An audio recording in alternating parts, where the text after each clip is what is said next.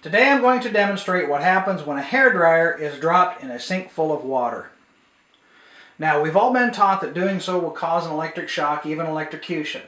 That's why there's warnings like this on appliances like hairdryers that are commonly used in bathrooms. In fact, this one says, do not place or store where dryer can fall into tub, toilet, or sink. And there's a warning on the other side about do not remove this tag, warn children of the risk of death by electric shock. That's also why we installed GFCIs near bathrooms, kitchens, garages, outside, wherever there's water near electricity.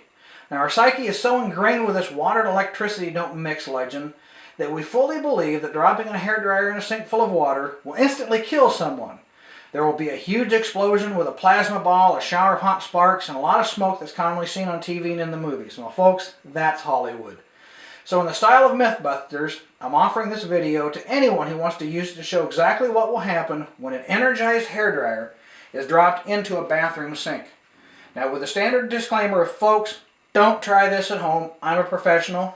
Let's proceed.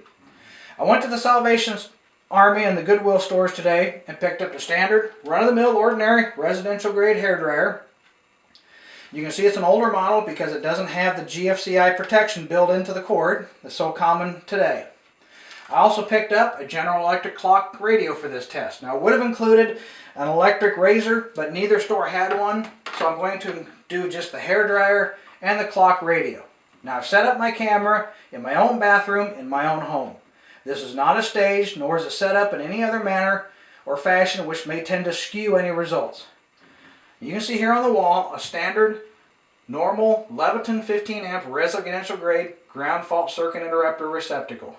When I press the test button, it trips. It also trips when I press the test button on the tester.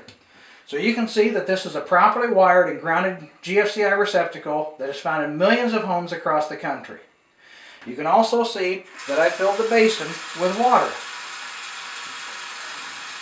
Now, let's plug the hairdryer in. It was turned on. You can see that it is a functioning hairdryer. So let's drop it in the water and see what happens. It's still running. Must have been a little dirt in it, but look at that. No big flash, no big arc, nothing. The thing simply continues to run. The GFCI has not tripped. Now, if the dryer doesn't fail soon, simply because it's immersed in water and it's not really designed to function that way, obviously, it's not going to trip the GFCI.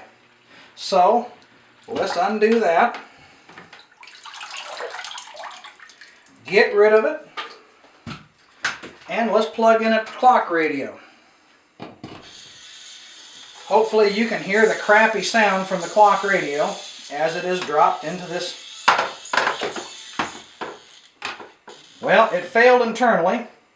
Obviously the speaker went right out, but guess what? We still have power to our GFCI.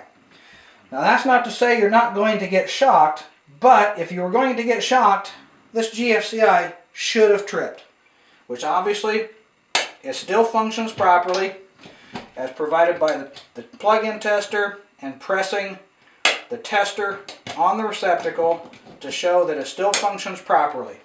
So I think we have successfully busted this myth.